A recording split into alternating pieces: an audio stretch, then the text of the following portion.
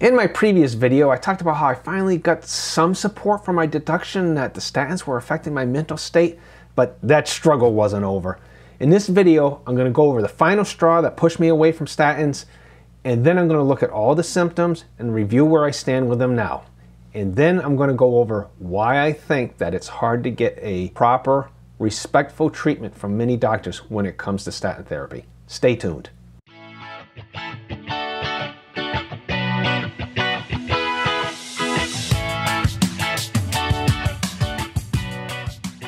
Start with a little anecdote, something that happened to me when I was 59. I was home alone and I had severe chest pains.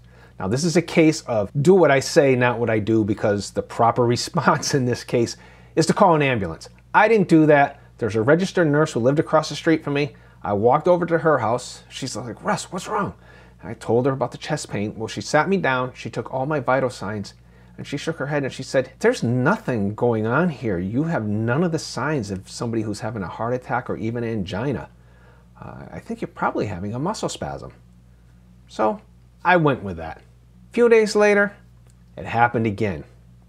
This time, I called my doctor, made an appointment, went in to see them, working with my new physician's assistant. He agreed that it was probably a muscle spasm, told me, next time this happens, get to the emergency room or a walk-in clinic or something so they can record everything right then and there. So there were continued efforts. I had a new physician's assistant. He seemed to be willing to listen to me. We tried various different cholesterol treatments. We tried different statins. I had been on Lipitor and Crestor, and he tried me on Livalo, don't know how that's pronounced. We tried reducing the dose. We tried reducing the frequency. Tried non-statins like niacin and Zetia. One thing we didn't ever question is whether I should even be treated for high cholesterol. That seems to have been a given. He also was the one who told me about the FDA statements on the cognitive effects of statins. I had not heard of it before then. Nevertheless, I made this decision. In June 2017, I decided I was just going to drop all cholesterol-lowering medications and see what happened. That's what this video is about. It'd be really nice if I could have just done this experiment, dropped the statins, and kept everything else in my life exactly the same. But that's really not possible. You don't live in a vacuum. Life goes on. Things change. So here's what I went through. I did actually do some lifestyle improvements along with this. So over the past 1 to 3 years, now this was 5.5 years ago as I record this, but over the past 3 years, I've made these other changes. I've gone on a lower carb diet with time-restricted eating. That has eliminated sugars and starches and also added a little autophagy to my lifestyle. I've relocated closer to family. That gives me a support system. My wife and I have a support system. It used to be a couple-hour drive to get to be near family. I retired after a 42-year career. So these things are reducing my mental stress. Also, to reduce physical stress is I reduce the intensity of my exercise. Now that's going to take some explanation because we usually think exercise is good. Well, here's the problem I had. I was a middle distance runner throughout my high school and college years. I ran the 800 meters. Training for the 800 meters is very difficult. You have to do both speed workouts and endurance workouts. Very stressful on the body.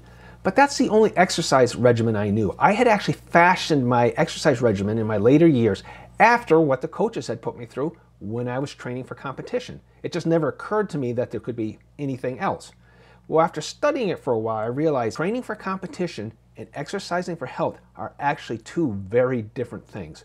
When you're training for competition, you're putting stress on your joints, you're probably getting your cortisol levels up, all sorts of physical stresses that you really don't need at 65. I obviously wasn't doing at 65 what I was doing at 20 as far as intensity, speed, distance, but I was doing the analogous things, and I realized that that wasn't good for me. So I simplified that intensity of exercise. I go just as long time-wise, not as fast, and I still do high-intensity interval training at particular intervals in a very controlled manner. Now I'm going to take a look at all those symptoms that I talked about in the earlier video. The before condition is when I was on statins, and the now condition is after 5.5 years of being off statins. When it came to neuropathy in my knees, before, I had no feeling in my right knee. Now, I say it's mostly recovered. There's actually still a spot in my knee that I could dig a fingernail in and barely feel it, so there's still a little bit of neuropathy in there. The TMJ earaches, well, before, I was having them several times a month and they would last for 3 days. Now, I think I've had one in the past 5.5 years. Shortness of breath, well, Before, 60 miles was the most that I could hike. I hike with my son quite often, and during that time I was on the statins, we'd plan 80, 100 miles, 120 miles, and he was telling me after a few days, Dad, you've got to stop. You're not making it. And I had to respect his opinion because he was right. Now, I can go on multiple hundreds of miles on a single trip by myself. In 2021, my long trip was 566 miles. Made it with no problem. In 2022, I only went 267 miles. The reason I stopped short of my goal, which was actually quite a bit more, was not because of shortness of breath. It was because I slipped on some rocks and dislocated my shoulder about 9 miles north of Damascus, Virginia. The morning queasiness, well, before, it was nearly daily. Once it started, it didn't start right away. It was many years before it started, but once it started, it was daily. Now, it just plain does not occur. I don't have this morning queasiness. The sleep disruption, when I was on statins, I used to have to actually take a nap on the way into work. I had a half-hour commute, and I'd pull over to a rest stop, and I'd actually fall asleep for 15 minutes to not only catch up on some sleep, but actually to compose myself because of the depression, which we'll get to in a moment. Now I have no sleep problems. The short-term memory loss, well, while I was on statins, once it developed, it was actually disruptive to my life and work. I had all sorts of problems remembering what I was doing at work, and now it's merely a minor annoyance. Now, I don't have work to worry about anymore, but the types of things that I'm forgetting now are more like when my wife says, could you fold the clothes before you go do something else? And I say, yes, dear, and then I immediately forget. So it's more of an annoyance for my wife than it is for me. The mental fog and depression. Before, when I was on statins, it was near constant, and it was actually to the point where it was dangerous. I was doing all sorts of stupid things. I mentioned leaving some equipment on at work that could have hurt somebody. My neighbor was yelling at me because he saw me doing the stupidest thing that a person can possibly do, and that is I was clearing out the blades on a snowblower without turning off the snowblower. They weren't moving, and I was using the little handle thing there, but in fact, that's still very dangerous. And while I was doing it, I was thinking, there's something wrong here. I'm forgetting something. That's how bad it was. Now that is 100% resolved. Not only don't I have the mental fog, I also don't have the depression that I had while I was on statins. The loss of temper, while I was on statins, there were frequent episodes. I was going into uncontrollable rages over the stupidest little things, and looking at them in retrospect, I say, I don't know why I even had a disagreement with the people that I was talking with. And that was the thing that my employees actually talked to me about. Now, well, I did have one instance in these past 5.5 years. It's when I returned to a prior employer to do some contract work for 6 months. I was like 1 week from being finished. Something happened. I just kind of rage quit. I walked out and said, I'm not even going to stay for the next week. But it was definitely much, much worse when I was on statins. The condition that I'm calling pseudoangina, those extreme chest pains I had, well, I had those 2 incidents right around 2017 when I finally decided to get off statins, and it's been 5.5 years, and I have not had anything like it since then. Finally, that butter knives in the thighs feeling that I have. If you listen to my prior video about how I discovered that statins were affecting my mental state, it actually, I made the connection because I had muscle pains, and I described it as butter knives in the thighs. That has never recurred. I continue to exercise. I hike a lot more. So physically, I haven't taken the pressure off really, other than I reduced the intensity of exercise, but that problem has never recurred. So now I'm going to summarize these and just review what the change is really quickly and what my assessment is. The neuropathy, well, that's 90% resolved. I still have that little residual. My assessment is it was a result of statins and maybe a little bit the result of exercise. The TMJ earaches, those have completely resolved. They were definitely statins. And interestingly, I never actually associated them with statins until a couple years had gone by, and my wife was going through some stuff, and she said, these hot packs, do you need them for earaches anymore? I haven't heard you complain about an earache for a couple years now. And that's when it dawned on me. I said, you know, you're right. They've completely gone away. Well, I think I had one in there, and it only lasted for a few hours. So that was definitely the statins. The shortness of breath, I say it's mostly resolved.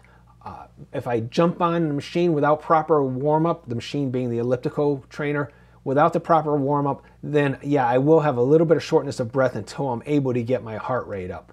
And I believe that was caused by the mitochondrial damage that was statin induced. And I continue to take CoQ10 with the hopes that that's going to help me. And I'll have a video about CoQ10 in the future. The queasiness, just totally resolved. I don't wake up queasy in the morning anymore. That was definitely the statins. That was one of the first symptoms that led me to believe that statins were a problem. The sleep disruption, resolved, and I think that was likely the statins. The memory issues, 80% resolved. I've seen all sorts of reports of people who have memory issues from statins, so I'm sure that the intensity and the magnitude of it was statin induced. Yeah, I have a little bit of absent-mindedness now. That's probably age, I admit it, but I'm sure it was aggravated by the statin. The mental fog and depression, totally resolved. That was definitely the statins. The temper, I'm calling that 80% resolved. I did have that one episode where I just got fed up with a job and walked off the job, something I shouldn't have done. So yeah, I think the statins actually aggravated it and made me more susceptible to being angry over dumb things. The pseudoangina, it's resolved. It's been 5.5 years. I'm still gonna say it was maybe statins. There could have been something else. I mean, there could have been some temporary condition that happened to coincide with my taking and the getting off of statins. It's a possibility. So what's the point of all this? What's really the problem? Well, when you and your doctor are discussing side effects, adverse effects from statins, and you're agreeing on it, but you're disagreeing on what the response should be, you know, getting off them or continuing to take them, that's a values clash, okay? We know that happens. But I think the real problem here is when we don't even agree on what's going on. And that comes from the piecemeal treatment that we get. You go to the doctor, they take your blood tests, they decide that you should be on a statin. Then you go to your doctor and say, hey, I'm experiencing this. You don't even mention statins because you don't think it's because of statins. And they give you another drug for that. Or they send you to a specialist. The neurologist, he never mentioned that statins could cause neuropathy. Sure, he took a history on what I was taking. That's just standard procedure, but it was never mentioned.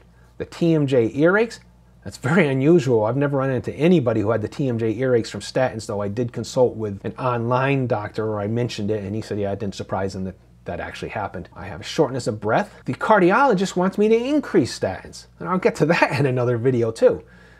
So the problem is we're treating these things one at a time, and we're not taking the holistic approach. A holistic approach actually looks at you and says, we could explain away this symptom as not statin related. I could sit down with a specialist and I could have them each explain to me what's going on with my body with each of these 9 or 10 different things that are going wrong, and be perfectly plausible explanations. And then when they resolve, when I get off statins, if I didn't tell them I got off statins, they would say, well, this resolved because of this resolved because of that, even if they didn't know I got off statins, because they're looking at them one at a time.